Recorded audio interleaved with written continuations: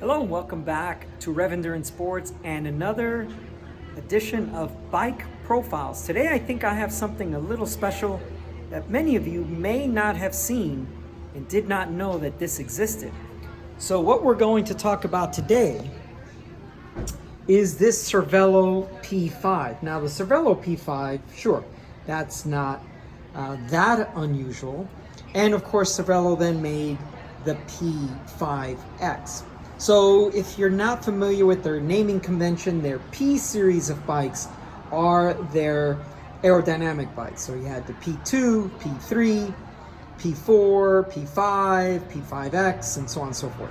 Okay, what we're going to talk about today though is the braking system on this bike. And this is the Magura RT6 TT6 stands for alloy brake levers, and there was a RT8 TT, which was the carbon brake lever system.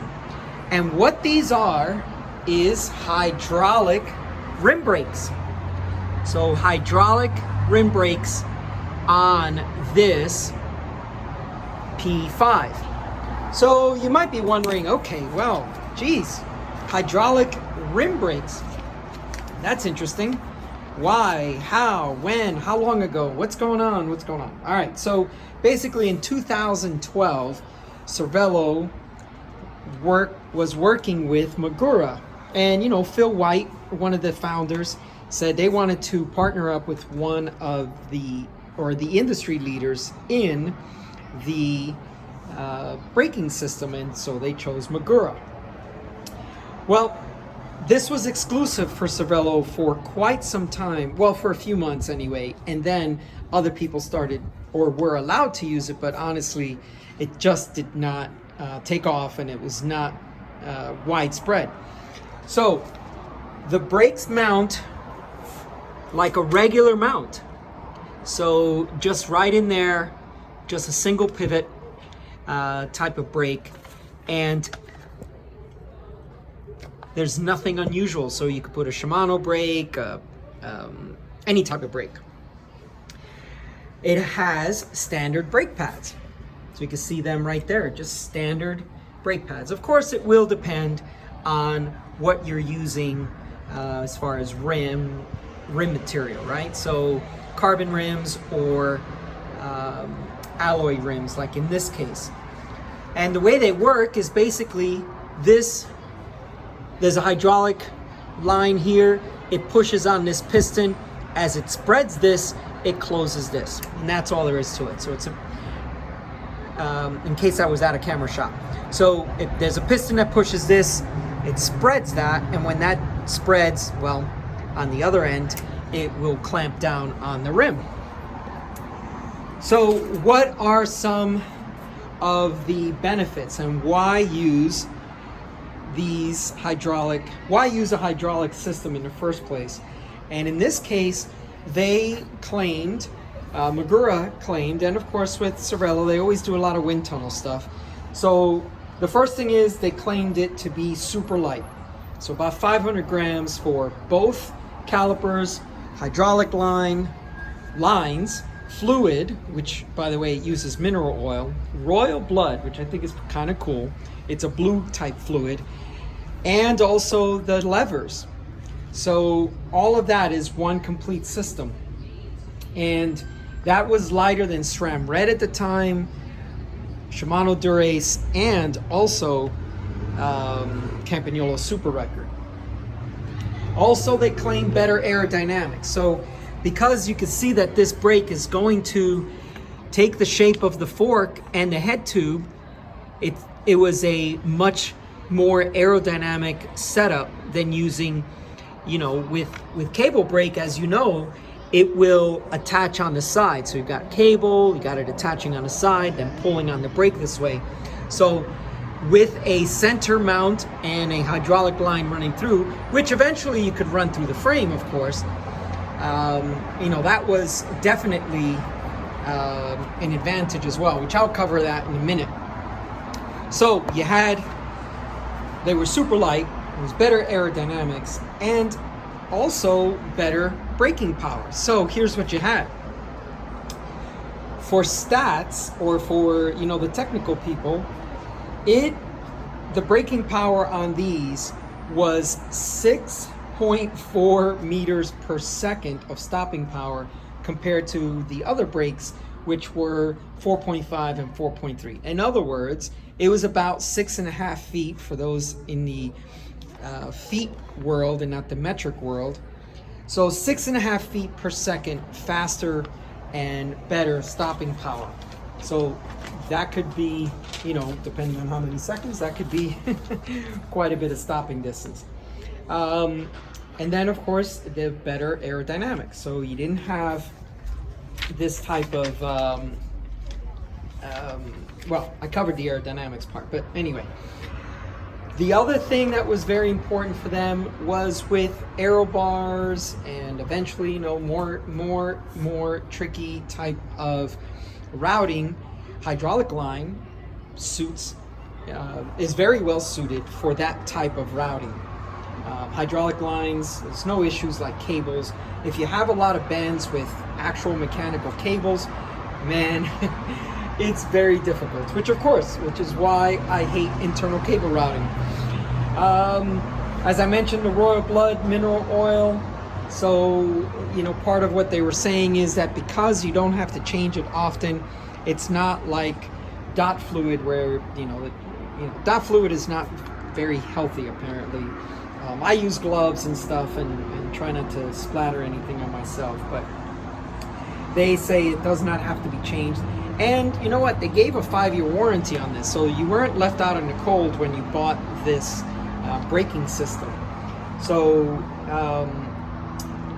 if you wanted to get your wheel out, all you had to do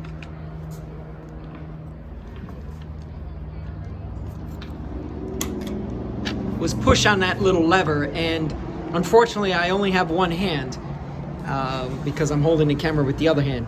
And if you forgot to close it back up, as soon as you hit the brakes, it would close back up. So basically, for easy wheel changes, all you had to do is just push on this lever here, or this button here, and it would open up. And again, with one hand, it's a little harder, but it can be done. Okay, so that was the finer points of releasing the wheel. And you know, we all know now that the disc brake has caused a lot of issues for the Pro Peloton with wheel changes. So anyway, we'll talk about that in a minute. The cost was about $100 to $150 more, but since you were getting it in a complete bike as OE, original equipment, that you wouldn't feel the direct impact of this braking system.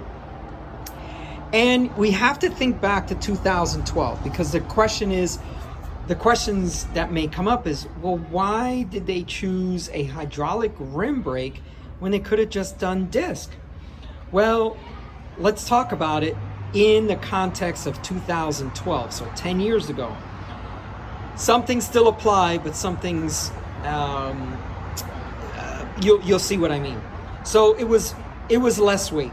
We already talked about the braking system being less weight than SRAM Red, Shimano, Dura-Ace, and Campagnolo Super Record. So we knew the brake system was light. But the other reason was, when you run a disc system, you have to reinforce the fork, you have to reinforce the chainstays.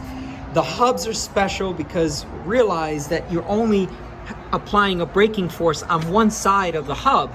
So you need different hubs, that kind of stuff. So, you know, disc brakes, I'm telling you, all of you that have purchased disc brake bikes, you've all been fooled. You've been fooled to think that they're better, but they are not. Rim brake is still better. So here's the thing. You had a lighter weight system, and then you didn't have to stiffen up the frame at the fork and the chainstay. And guess what? That's why the ride quality of a disc brake bike is horrible, because all that stuff's been stiffened just so that you can apply a brake mount on there for your disc. Okay? Now, Better aerodynamics because the disc and the rotor and the caliper were, not as aero. Also, as I mentioned, you have to think about this in a 2012 mindset. Disc brakes were not UCI legal for road cycling at the time. So you had to find, or if you wanted to find better braking modulation, you had to use something like this, hydraulic rim brake. Also, the braking power, this gets a little bit more technical, but the best or biggest friction diameter on a wheel is the rim. I mean, this is one of my issues with disc brakes. You're being told that this tiny little disc here has more braking power than this entire rim, and cooling as well. So I don't know. You folks decide on that. And then the easy wheel change. As you know now, in the Pro Peloton, these guys are changing bikes out because they can't get a wheel out fast enough, a wheel out and back in fast enough. And also, by the way, in that time frame, Garmin Barracuda was using, in the Tour, they were going to use this bike and this braking system. So anyway, that's all for today, but I'd like to hear your comments. When was the last time you saw a hydraulic rim brake option? Have you owned it? What has been the maintenance upkeep on it? What do you think about it? Now, I test rode it. It feels cool. There is a little bit more modulation, a little bit more power, but I don't know if I would have opted for this in that time frame. Actually, I should say I did not opt for this when I had the chance back in 2012. Okay, well, that's all for today. Please like and subscribe, and we'll see you up the road.